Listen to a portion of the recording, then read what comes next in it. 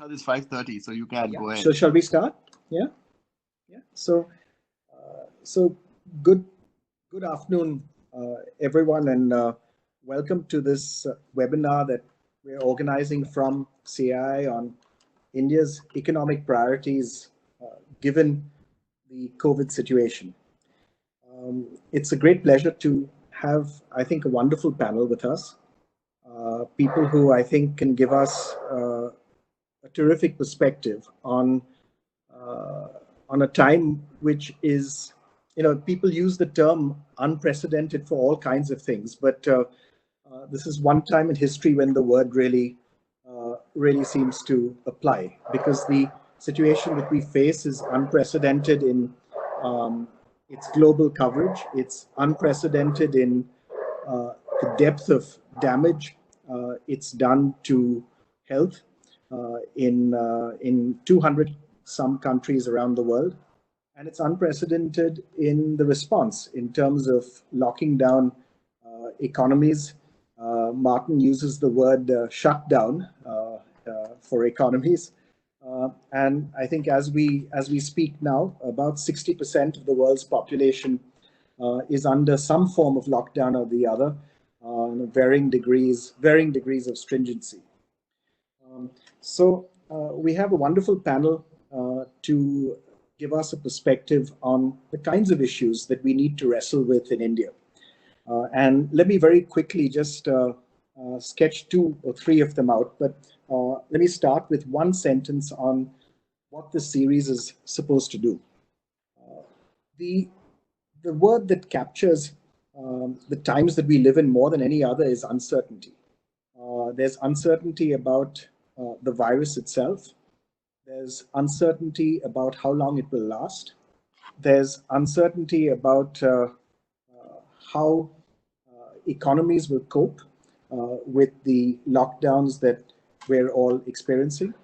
There's uncertainty over the way in which governments will respond, because governments have responded in a reasonably, they've responded in a varying way in different countries, both from a health perspective and from an economic perspective.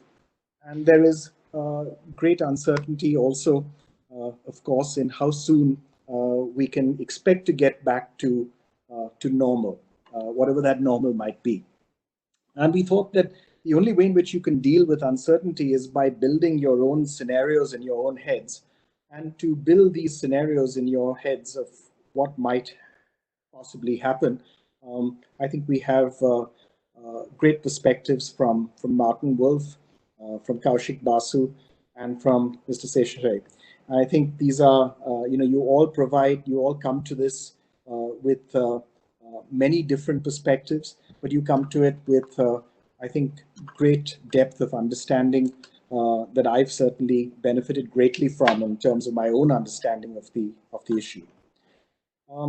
So let me set out a couple of points in terms of the logistics of how we're going to manage the hour that we have together. We thought we'd divide this into 3 sections. The first section will be my asking each of our panelists one question, and that's really to give the panelists a chance to say something so that you sort of know where they're coming from. Second, we'll go into some questions and answers that questions that I'll ask around a few different, as you'll see, fairly wide-ranging topics. And as we're doing that, I'll encourage all of you to post questions on the text, on the chat app that you have. Or if we can figure out how to do it in person, we'll do that. But otherwise, post the questions on the chat app, and we'll take as many of them as we can. And we'll roughly divide this up into sort of a third of time each for each of these sections. So let me start with Let me start with a question first. From a global perspective, and no one better than Martin Wolf, to give us some insight on the global situation. Martin, all of us read your columns and have read your columns for years in the FT. We use your columns as not only something that gives us an insight and understanding into what's going on, but enables us to make sense of what's going on. And someone once years ago defined insight to me as the world looked different after you hear that insight. And there are many columns of yours which I've read where the world looked different to me after reading your column. So over to you in terms of asking, you say that the lockdown is best referred to actually as a shutdown. This shutdown has had huge economic consequences. And governments have responded to those economic consequences in a variety of ways. How have governments internationally addressed these economic consequences? Is there sort of a framework that you could give us of how these consequences have been addressed? Well, first of all, it's a great honor and pleasure to be talking with you. And I'm looking forward very much to this discussion. Perhaps it's important, perhaps, and even helpful to explain why I call it a shutdown rather than a lockdown. The idea here is the lockdown implies that essentially what has happened is that governments have made decisions to stop us from doing, the peoples from doing things. And as a result, our economies are currently in free fall. That is, of course, a large part of the story. But I think it's very important to understand it's not all of the story in terms of behavior. That, and by shutdown, I mean, I've used this to imply that the behavior of society is also extremely important. That is to say, even if there were no lockdowns, it is perfectly obvious that large parts of economic activity would now have ceased, or in large part ceased. International travel, for example, people wouldn't be doing it. People wouldn't be going to restaurants or theaters or cinemas. A large part of daily activity would cease. And the reason that matters is that when the lockdowns end, this doesn't mean we're all going to spring back to behave in our normal way until we are confident, in particular, somewhat older parts of the population, the over 50s, are confident that it's safe to do so.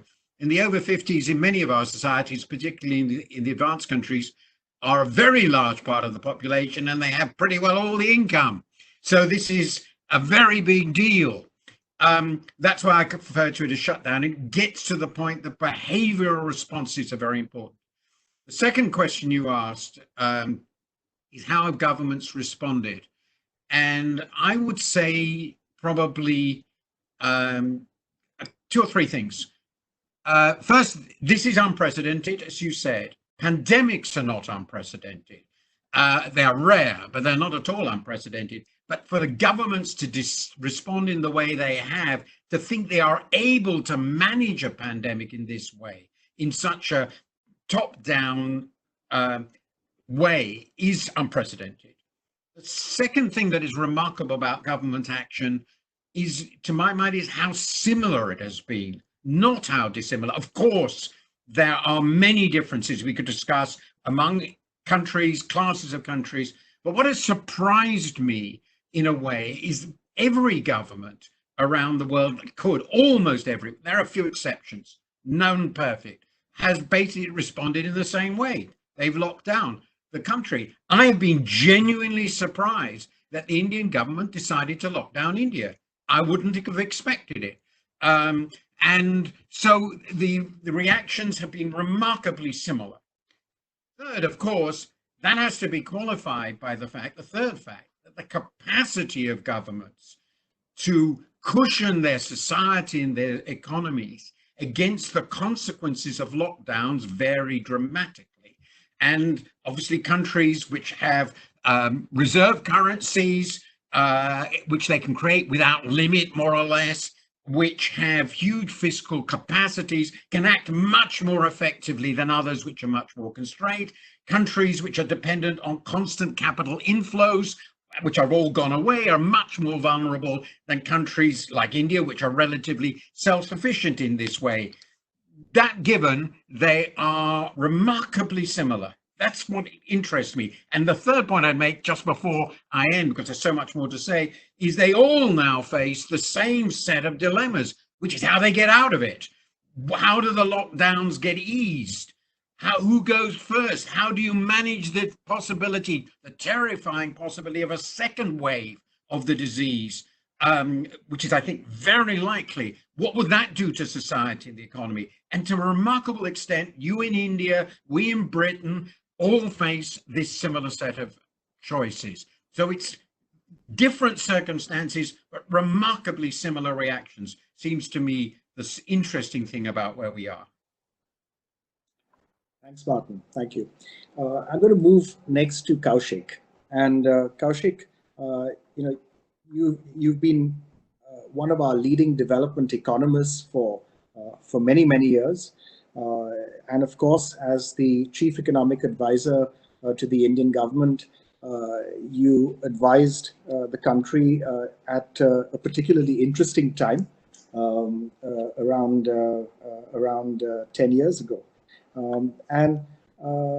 Since after that, of course, at the World Bank, that gave you a perspective that was truly global as the chief economist over there. And now you're back in academic life. Actually, you're now back as a full-time grandfather, I guess, for these two months. Kaushik, how picking up on Martin's last point about that governments have responded to the health crisis in a very similar way, in the form of a lockdown. Their economic responses have varied according to their capacity to spend and perhaps also their capacity as governments to the concept of government capacity that we talk about, to be able to implement desired policies on the ground. So if you look at the response of the Indian government to date, and if you look at what you feel needs to be done, how should the Indian government be thinking about addressing the current economic consequences of the lockdown? And if you'd like to extend that to the point that Martin ended on, which is how should it be looking at how we unravel the lockdown, how we restart the economy and restart economic activity? Naushad, thank you very much. It's a pleasure to see so many old friends, virtually though, but it's better than not seeing. Thank you for the opportunity. Let me jump right in. Overall, I have been optimistic about the Indian economy. I have been worried about other things, the divisiveness in India. I have noted that over the last 2 years, growth was beginning to slow down quite a bit, but still, I've been very optimistic. And even at the start of when the initial lockdown or shutdown, actually that's a much better term to use, but we've been using lockdown. When the lockdown began, I remained optimistic for the economy. I felt India's prospects are very good. And let me tell you, just go back since Martin is here. I've quoted this FT article from 2005. I've quoted it enough that I remember the date. 3rd of February 2005, Martin Wolf wrote that 500 years of domination by European countries and North America is going to come to an end because you can see the rise of Asia. And he mentions China and India coming up. And I feel it's those kinds of prospects. Now, in recent times, it's a question of weeks, I am getting worried seeing certain indicators. Let me mention a little bit about the lockdown. I think the first steps in the lockdown, and Martin is right, that we have seen pandemics, much bigger pandemics in the past, but we've never seen so many steps being taken to take on the pandemic. And that's what is new, which is good. You want that. The Indian steps right in the beginning when the lockdown happened, I think broadly it was in the right direction. You wanted that in a country as anarchic and diverse as us. You do want to take important steps. What is happening after that is worrying me is that and what your question relates to is the unlocking from the lockdown is remaining very, very unclear. And I think that is beginning to worry global players. And if you look at some indicators, began economy, I of course track numbers very closely. There are very worrying signs on a couple of indicators. But let me once mention the lockdown once more. We use one term for lockdown, but lockdowns can be of many different kinds. There is a wonderful study that has come out of Oxford, which describes lockdowns and puts India right on top on the strictest lockdown, which was fine in the beginning, and it is fine till 3rd of May. But we have to give very clear signals to the world of opening up. The lockdown for them, they have 8 categories: schools being closed, transport being closed, private transport, public transport being closed, social distancing, big gatherings not allowed. We can't continue with all of those. I do believe, and there are studies from the Spanish flu of 100 years ago, that they had opened up the schools too soon. 1 month was not enough. We'll probably have to have schools closed for 3 months. Large gatherings, we'll continue to have restrictions on that. But we have to open up other elements of the lockdown. Workers need to begin to go to places to work. Managers need to go. You will have to have rules, how many people come in, how many people can sit together, but you will have to allow for many of these things to open up, and other countries are beginning to do that. And my indicator, the kinds of indicators which are worrying me, I just mentioned 2. The month of March saw an outflow of capital from India somewhere between 15 and 16 billion, B for billion, which we've never seen recorded in 1 month happen. And when capital flows out, it's not as if a part of GDP is vanishing, it's going somewhere. And there are countries beginning to attract that. And I think there is a bit of a concern that with the lockdown, and if we continue like this, India will slip back into the permit Raj, which is we've got a history of that, a long history of that. We've begun to come out of it. If we do that, the poor are going to suffer hugely, the poor, the working class, the migrants. Also the private sector. And I want to bring in the private sector here, not because I need to make a case, the private sector is strong enough to make its own case, but it's intimately related to how people fare in life. To believe that we can have the government step in and do everything, we know it's impossible. The market is far too complex, and you have to create the space for the innovativeness, the inventiveness, which the private sector brings in. So we have to begin to give out those indications as quickly as we can. Let's just mention one more thing, and I will stop with that. By the way, there's also, we've seen Capital Japan, is the government is actively putting money, $2 billion or a little bit more, to help their own firms to relocate. And then from the numbers that are coming out, it's going disproportionately to Vietnam, to Mexico, to Thailand, a variety of countries. India does not figure there. This is all the happenings of the last couple of weeks. So the damage is not really big, and we had to do what we did. But here onwards, we have to open up, give space for decision making and for the markets to flourish. Just one more remark I will make, and I'll stop with that. We are using, of course, you want to do everything to stop the spread of the virus, but the one model that is being used across the world, there's one huge difference between not just India, but entire South Asia and even Africa. The fatality from COVID, the incidence of COVID is difficult to measure, depending on how many you're testing. Fatality is much easier to measure because people are dying and you roughly know what it is. Fatality differences between virtually all European countries, with a few exceptions, to all South Asia and Africa, is 500 times more fatal given the population, once you divide by the population. Now, we know that you have to not take chances, we could get there. But in the name of that, we also can't have a totally locked down economy, because it is 1 out of 500 compared to what's happening in Europe. So we have to play this very carefully. I know it's risky. I'm glad actually I'm not advising, I'm not in a policymaking shoes right now, because it's a very difficult job. But I feel India's big risk is not COVID. India's big risk is losing lives and livelihood through the economy. And it'll be a great pity because India was on the verge of taking off. Let me stop with this now, and maybe I'll get a chance to come back. So I'll pick up on your last point, Kaushik, and ask Martin a question because he's written a recent column on mitigation versus suppression strategies for dealing with the virus. But Sesh, CI has been very active in its response to the consequences of the spread of the virus. We've been arranging a supply chain. As you know, you've been very much a part of spearheading these efforts, arranging a supply chain of essential medical supplies.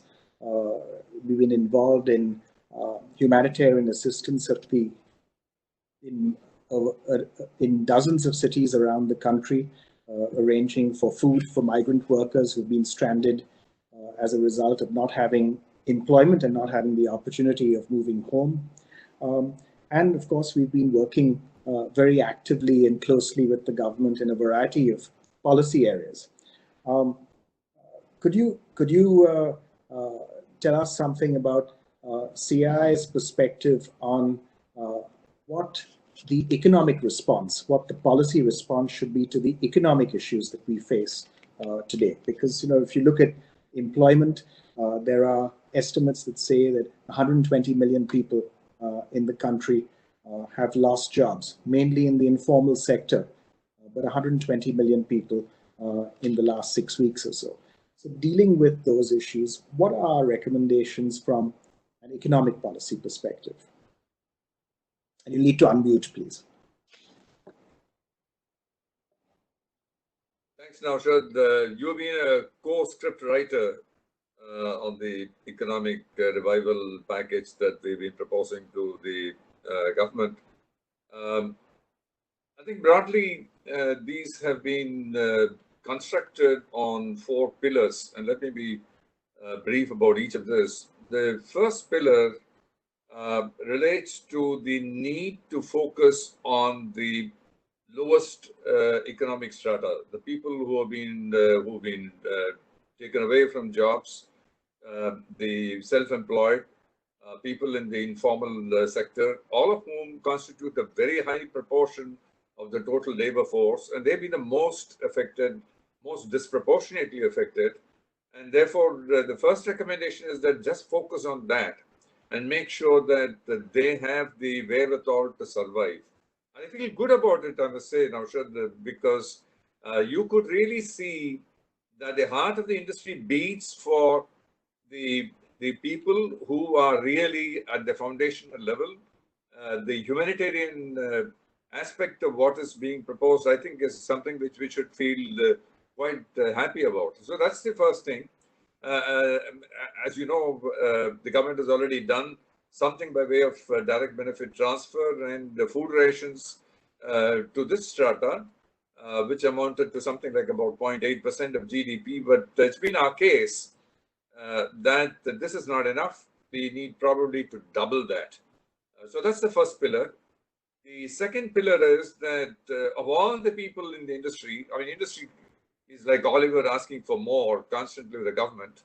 But in this particular case, I think the large industries have stepped back and have said, whatever is available after meeting the survival needs of the lower strata, the second claimant for that must be the small, medium, and micro sector. And the support that they need, as well as the very heavily impacted sectors like aviation, like entertainment and so on, they need to be supported by way of loans from banks. Part of that needs to be supported by the government by way of a backstop or a guarantee up to a point, but making sure that credit is available at a time when the medium, small-scale industries need the credit. They're gasping for capital, and that's the time that the banks need to step up. And therefore, that's been the second pillar. The third pillar is that why we crafted this and made this proposal, the idea is that we must use the banking system to make the choice of which are the kind of companies that need what kind of support. There's no point in throwing good money over back And therefore, the judgment of banking is important from the point of view of providing credit and the life-giving support to them. But in that process, we were sensitive to the fact that we could be transferring some of the pain of the real sector onto the banking sector, so that we have the problem of the dual balance sheet issue. And therefore, the third pillar addressed the potential need for liquidity and capital for the banking sector. The central bank has done a great job in terms of providing liquidity that addresses the ability of the banking sector, but the willingness of the banking sector is also to be kept in mind. And therefore, a proposal that this is a time really to strengthen particularly the public sector banks with the right kind of talent, the leadership, technology, through a process by which shareholding is transferred to a Temasek kind of holding company, which can then ensure that the public sector banks come up to speed. As far as the private sector banks are concerned, to the extent that some of them might need capital so that the liquidity issue doesn't become a solvency issue, they have the access to a fund created for the purpose of injecting capital through perhaps a long-term tier 1 bond, maybe convertible bond, and that would then form the support for the banking sector, which needs to be protected because that's the backbone. And the fourth and the last pillar is that while we do all of this, we've got to keep in mind that the ability of the government to use the fiscal space is pretty limited. We've got to bear in mind that while we were not a weak economy, I heard Kaushik saying that, yes, this is an economy that many people had great hopes about. While certainly it is not a weak economy, it was a weakening economy. In the last 12 months, we had seen many indicators taking a southward direction. And because of that, the fiscal space is pretty limited.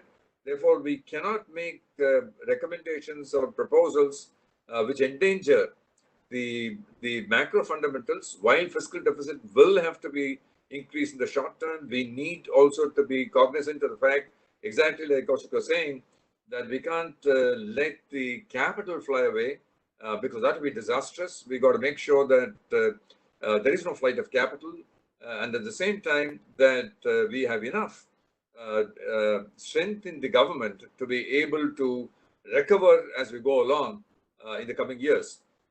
So these have been the four pillars on which the economic revival package was constructed. I must say there's been a great deal of resonance amongst all the members of CII for this. Thanks, so I'm going to ask a couple of questions. You know, we've been getting so many questions, so I'm going to censor my own questions and limit them to 2 questions. I think 2 or 3 questions, and then we'll take the questions that are coming through. And I've asked Soma to help me by selecting a few, grouping them together, and then messaging them over so that I can ask them. If you look at, if you hear what countries have been saying, or central bankers have been saying, you hear them using this phrase, well, we'll do whatever it takes. And whatever it takes sort of means, I'm not sure what it means. What does it mean, Martin? I mean, when a central banker says, I'll do whatever it takes, if it takes 50% of GDP, I mean, is that actually on the, is that part of the possibilities? And if you look at a country in India's fiscal situation, where, let's say, if you take our budget deficit, including both central budget and state budgets, plus some of the off-budget items, it's above 8% of GDP. So for a country with a deficit that's quite as high as that, what's possible? So, fascinating questions. So, and the discussion has been fascinating. Whatever it takes is a deliberately ambiguous phrase, obviously. It's not an accident. And its purpose, of course, it was coined famously by Mario Draghi in July 2012, in order to intimidate speculators against people who were essentially speculating against the survival of the Eurozone. And they were doing so essentially by selling off or selling short the government bonds of states deemed relatively weak, Italy, Spain, Portugal, and so forth. And he was basically saying, we will pursue policies that ensure that these trades will fail. You will lose a lot of money. And basically it frightened the speculators. Whether the ECB would have done all those things, nobody knows, because they were never required to. They'd invented a program, I won't go into the details of this, which I thought would never work, and it's never been used, but it seems to have intimidated them. So the answer is, whatever it takes is a term of intimidation. Now, of course, with all terms of intimidation, it only works if it is at least reasonably credible. And as I've argued recently in my discussion of the Eurozone now, the credibility of the major central banks of the world, of the advanced world, which basically means the Fed, the ECB, the BOJ, and the Bank of England in order to create money at will in current circumstances, is as near unlimited as anything can be in this world, which means it's not 100 trillion, but it's a hell of a lot. And if you're a speculator, betting against that is a pretty good way of losing money. So I think similarly, because the central banks ultimately at the moment backstop the fiscal positions of their governments, and the governments are issuing, in these cases, the closest thing the world has to safe assets, and everybody's looking to safety, it means that their fiscal deficits that they're running are going to be financeable for the foreseeable future, whatever that is, though there's a long-term headache, which means, very importantly, the developed countries in aggregate are going to run fiscal deficits that are not far short of 10% of GDP, which is a very big deal. Didn't happen after the financial crisis. Now, finally, India. Well, I diverge from almost every Indian on this, is I'm much more optimistic about the Indian fiscal position than almost every Indian I know, but there are a few exceptions. So this is my thinking. India actually has I know the arguments against it, but I can't go into all those now. India has a relatively modest debt to GDP ratio by the standards of developed countries. That's sharing Kaushik's basic optimism. Indian nominal GDP, in short, in normal circumstances, grow at somewhere 10 to 12% a year or so. Your long-term interest rates, provided the central bank behaves reasonably sensibly and the fiscal position is likely to be cleaned up when the deficits are going to be reduced, that is to say, when the crisis is over, your long-term interest rate should be well below the growth of nominal GDP. If that is the case, a one-off big jump in fiscal deficits and debt, let's suppose the jump is 20 percentage points or even 25 percentage points, in order to help you get through this crisis more quickly and more effectively, seems to me a completely sensible investment, and the government should go for it. So I think, to me, as an outsider, and I apologize, very much an outsider, the government of India was too brutal in the lockdown. I still don't fully understand it, partly because I thought that India would be relatively unaffected by the virus because of the age structure of your population. It's not surprising. We know this is a disease of the old, and you have a young population. So why are you so worried about the disease? Well, that's one question. But on the fiscal side, I think they're too cautious, and they should be prepared to say this is a one-off emergency. We must get through it. We must use our fiscal resources to do so. We can afford it. We're a credible country. We will deal with it later. And the program you put forward should be fully financed. I fully back it. Thank you. Thank you, Martin. I hope there's some policymakers listening. Kaushik, you know, I've long wanted to be in the position of asking a famous professor the question that professors always like to ask, which is, you've heard what Martin just said. Discuss. I'm largely in agreement, but let me just fill in a couple of things with more India detail. I'm sitting here and watching every step of it. Going back a little bit to Sesh, actually the suffering for the common person, for the workers, is huge, because the unemployment estimates we are getting, very difficult to calculate these in India, is something like 24% is the unemployment rate. So it's very high. And India has also people who are not workers. They are self-employed, very small operators who are suffering in a big way. And really, for this suffering, we have to think of every step we can take, because economic suffering, unlike a COVID suffering, you are not going to get immediate deaths occurring. People wither away.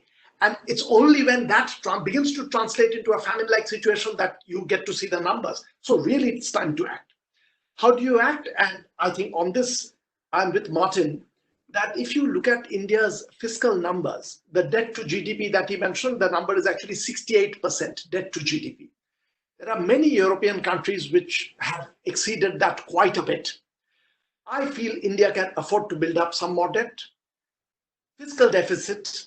In fact, the Indian law is actually a very sophisticated piece of legislation from 2003. I'm talking of FRBM Act 2003, which places a limit on how much deficit you can run. And it's a wonderful law, because it says the main reason to place a deficit is because deficit is a case of today's people eating up what should have gone to tomorrow's people. But, and it has room for that, if there is a natural calamity or a national security, that has to be officially declared, and then you can exceed these limits.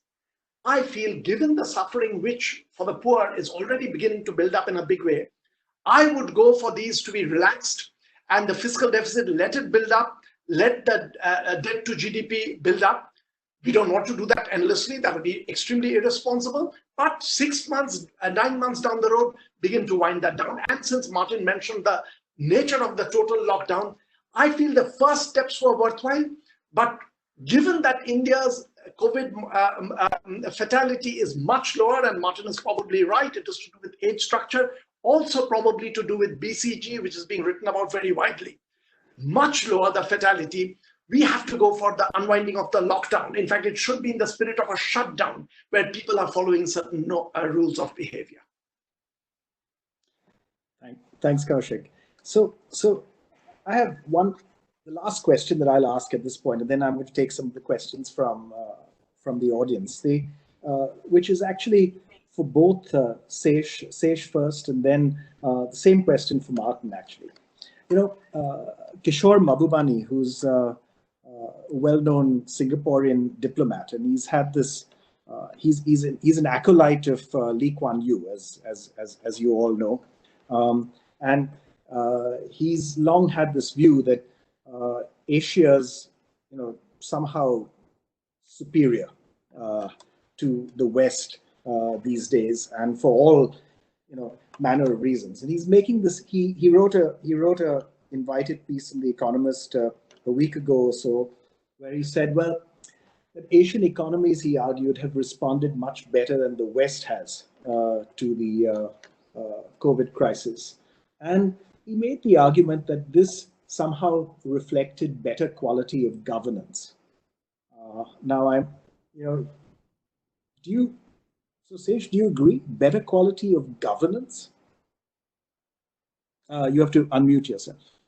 Firstly, I think Naushad, he meant not the Asian economies, but Asian governments. That's what he meant. Yeah. Well, I don't think, first of all, it's right to put all Asian governments in one basket. There's so much of variety. There is so much of difference in the models that each one of us pursue. This is no way to generalize. And I don't think that we can equate the issue of fatality to governance in such a simplistic equation. I think that's out of the question. But having said this, I think two things stand out in terms of what we have seen. One is the fact that for some reason, which has yet not been fully investigated and explained, the Asian countries seem to be coping with this both from the point of view of mortality and from the point of incidence better than the West. I don't know what the reasons are. Nobody seems to have figured that out, but that is a reality, and it is not getting breached. This fact is not getting breached as days go by. They're getting certainly more validated. So that's the given situation. The second point is that the Asian governments have been a little more tight-fisted, whether it's China or Japan. It's been a little more tight-fisted in terms of letting the fisc do the job of the economic recovery. US and the European nations have been far more liberal in that. Does that give some indication of a pattern? To my mind, yes. I'll tell you why I say this. And I think I have a slight difference to the points made earlier, that the resilience of the Asian economies has been a little less than the resilience that you've seen in the Western economies. I think this is probably a historical reason, because having gone through the Southeast Asian crisis in the past, and also some of them just coming out from the subsistence level to being a little better in terms of their economic strength, there is this concern and there is this innate conservatism not to go berserk. So I think, therefore, there has been that pattern that's coming out. I don't know good or bad, but it is certainly a pattern. So, thanks. Thank you, Sesh. As you pointed out, to somehow lump all Asian economies together is almost ludicrous. I mean, for China and its response, first its suppression of data around the virus, and then later its very effective but very authoritarian response to the virus, to somehow say that that's the same as what Taiwan did or what South Korea did is they're very different responses. So, Martin, do you buy Kishore Mahbubani's argument that there's somehow a quality of Asian government response that was superior, and have the West democracies kind of lost it? Well, strangely, Kishore is a very good friend of mine. And this morning I spent part of my morning before appearing with you was writing a blurb for his latest book. And I think Kishore is a very valuable provocateur and a very knowledgeable man. So that's my first point. Second, this is an argument I've made many, many, many times, not so often in columns, and I'm prepared to defend this for hours, is there is no such thing as Asia. Asia was a European invention. It is important to remember that this is historically correct. If you come to India in 500 AD, as we would use it, and gone to the Indian princes, would they have said they're part of Asia? No, of course they wouldn't. The concept would have meant nothing to them. The Europeans invented, to be precise, the Greeks invented the concept of Asia, and for them it referred to the Persians. So, and Asia can't exist as an entity. It's half of humanity. East and South Asia is half of humanity. I think the better way of thinking of it, which is I've sometimes said to provoke Westerners, is Asia is humanity, we're the periphery. But if you think of it that way, then of course the differences among these civilizations, these countries, on multiple dimensions is so great as to lump them all together is absurd. Of course, Indian civilization and Chinese civilization has had interactions going back to well over 2,000 years, 2,500 years. But they are profoundly different civilizations and countries and politics today. And I won't go into all the other things. And that's really important. I constantly battle with people. Stop talking about Asia as an entity. I can go on for this forever. It's just not helpful.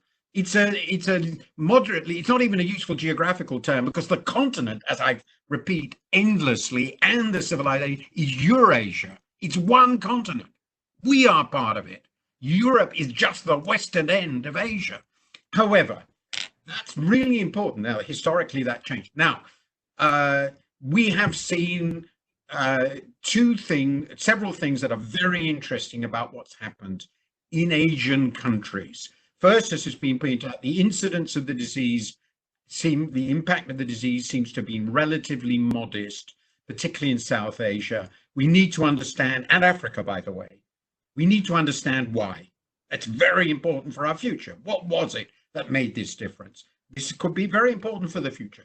Second, governments responded in radically different ways with more or less effectiveness. You've described China's response very well. South Korea and Taiwan were remarkably successful. Singapore did pretty well, except that it happened to miss the fact that there were a large number of foreign workers in barracks, essentially, who were spreading the disease. That's rather an important omission. And in India, we know the incidence isn't very great, and I agree completely with Kaushik. The question of whether India handles it well is how it behaves now, not what has happened so far. It's far too soon to tell which governments have done well, which governments have done badly, but in Asian case, or with the so-called Asian case, East and South Asia, it's been very, very different. At the end of this whole catastrophe, we as a world are going to have to get together and say, what do we learn from this? How do we deal with these things? How do we deal with them together? They're global phenomena. What are the best policies? How should we have done them? I don't think this sort of, and we will have to learn from some Asian governments, very profoundly so, but I don't think at this stage saying A has won and B has lost and so forth is actually terribly helpful. Thank you, Martin. Thanks. So, Kaushik, I'm going to take a couple of questions that have been coming through that Soma has selected and combined for us. One of it's sort of related to what Martin was saying just now. Similar topic, and the question is, how is the pandemic likely to impact the world economic order? So not the world, political or power order, but the world economic order. And what is the opportunity for India to leverage this current state of the world? Is there an opportunity in the current crisis for India to take advantage of? Naushad, a very nice question. And I feel when the pandemic is behind us and we are emerging out of the tunnel into a new world, one is speculating, but I feel one sector which is going to become an extremely important sector is going to be health. All kinds of health-related sector will be in place of luxury cars and luxury homes. Better health also can be a real big component of GDP, and that will become a bigger sector. India has certain advantages in that. There are some parts of India's health sector, which is a very major one in the world, from generic drugs to other parts of it. We don't provide enough healthcare for our own people, but we have a capacity for this. So we could come out and take advantage of that.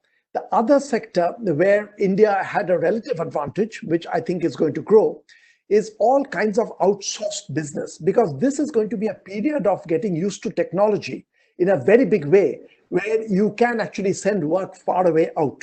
So India has these two advantages in the long run, where India can, when we are coming out into a very different landscape of the global economy, India has an advantage. But the risk is somewhat similar to what was being pointed out earlier, that if we begin to be a controlled economy, then we will give up on this huge opportunity that will arise. And I will just relate to the previous question and Martin's answer as well. The Asian economies, I think here are all friends of Kishore Mahbubani disagreeing with Kishore. It's extremely varied, and two striking examples, one which is going down, Cambodia, because it's so totally trying to control the COVID that it's also destroying the economy and society. And South Korea is the other example, which managed this very well. So India has huge long-run prospects, but this time is going to be a critical time to take advantage of that. Thank you. So, Sesh, one more question from the floor, and then depending on how much time we have. We'll take one more, but let's see. So, the question actually, India is a federal system. We have, well, let me be politically correct and say we have 28, 29 states. And if you take health as a subject, it's a state subject in the country. It's not a central subject. The center necessarily has had to take the lead in laying down some broad principles and norms, but they've been implemented by states and state governments. They've been implemented by local police who come under the local state government, and they've been implemented by local state public health systems with very varying degrees of effectiveness. Kerala has rightfully been recognized really for its response, where they've had by far the lowest growth in cases. They've had by far the lowest death rate in the country to the number of cases that they've identified and so on. It's been really held up as a model public health system and a way of coping. So the question actually that's been asked is, how decentralized should India be in fighting this virus and in the opening up of the economy? I think two very distinctly different issues. Fighting the virus from a public health point of view, we must accept that the heavy lifting has actually been done by the states. In terms of enforcement, making sure that people stay indoors and all of this, the heavy lifting has been done by the states, and it's remarkable that despite the very serious divisive kind of politics that we have seen, they've all converged to one common theme, which is to say that, yes, we've got to control this disease, right? Part of this is also being driven by the fact that the state governments are more proximate to the people that they are serving, and therefore the accountability proximity is also driving them to get a lot more focused in terms of preventing the disease, containing the disease, ensuring effectiveness, ensuring, in fact, essential goods are available, that nobody is going without food. All of that, I think, has been done with some exceptions in terms, particularly to deal with the migrant labor and so on. Yes, that's a serious issue. But by and large, the heavy lifting has been done by states in a very coordinated, efficient manner. And it's an extremely satisfying thing. The other relating to the opening up, that's a different situation. The opening up situation cannot be left to the state governments, because we are one integrated country from a supply chain point of view, from transport point of view. There's no point in one state saying that, I'm not going to open for another 3 weeks' time because my incidence is going up. But another one saying that, yes, we will open up, but unless you have the trains and the buses and the trucks running, the supply chain operating, there's no way that we can get the economy to open up in a coordinated, organized way. We'll have chaos. And I think we should prevent that chaos.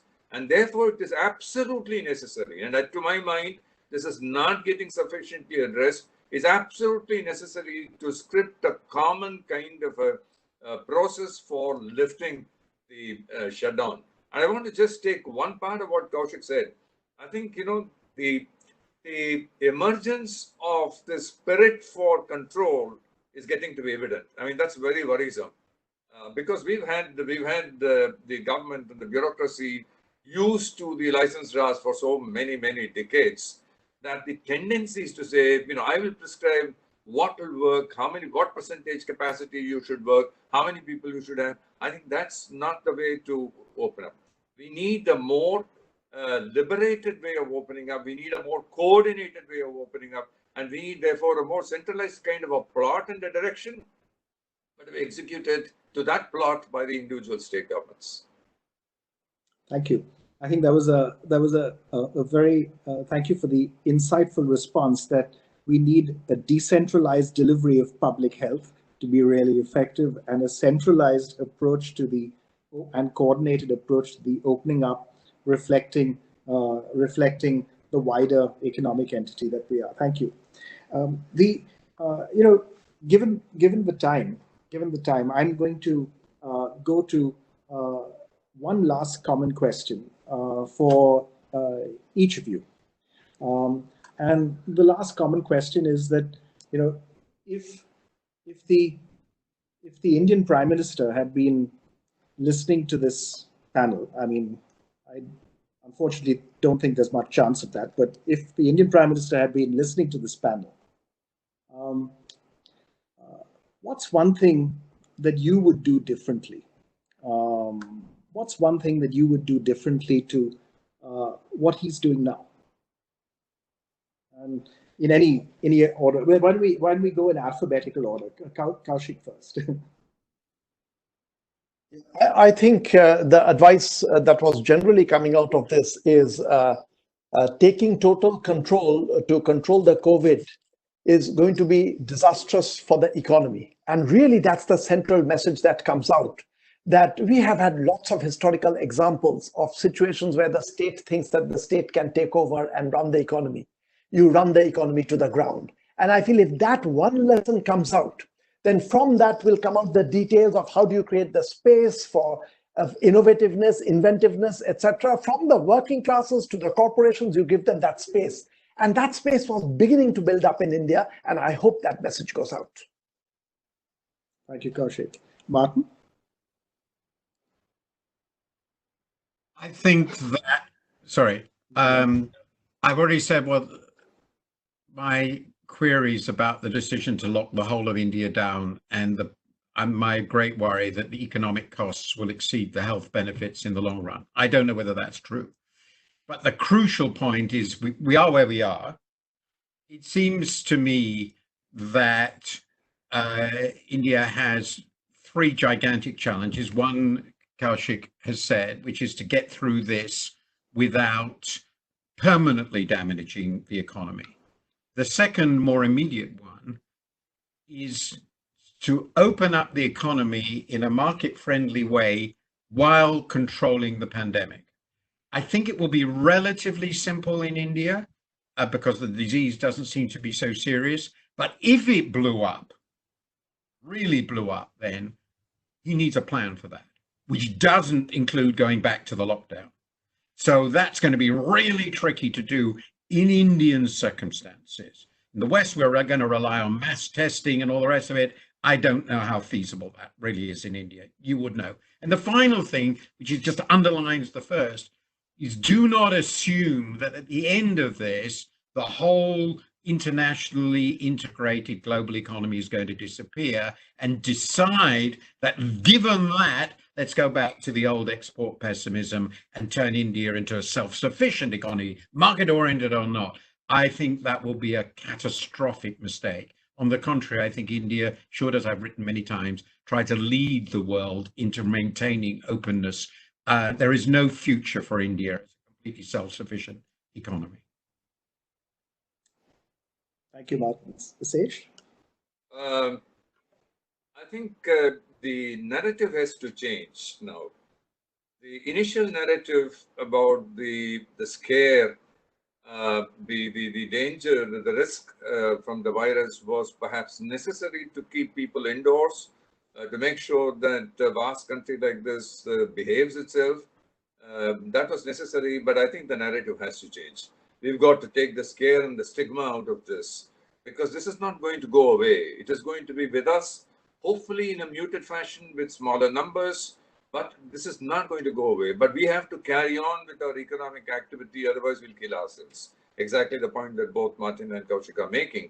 And in order to make that happen, it's important people have the confidence and the courage and not look at this as a huge kind of a scare, something which is of the demonized kind of situation that we are currently witnessing, the mixing up of the victim and the villain. I think all this has to change. We have to just get back into our normal behavior with people. That's not to mean that we don't follow social distancing. That's not to mean that we don't wear masks. But it is important to say that it's going to be there, but let's carry on with our activities. Thank you. Well, they say that the really the sign of a great program is when you leave the audience wanting more. And I think thanks to your three wonderful panelists, we're leaving our audience wanting much more, just reflected in the huge number of questions that we've been getting, which we haven't been able to do justice to. But I just wanted to end by thanking you all for your time, thanking you all for your wonderful comments, and we look forward to doing this again sometime if that works for you, because it's truly been a wonderful interaction. Thank you all very much. Thank you. Absolutely, thank you. Thank you. Thank you. Bye. Bye.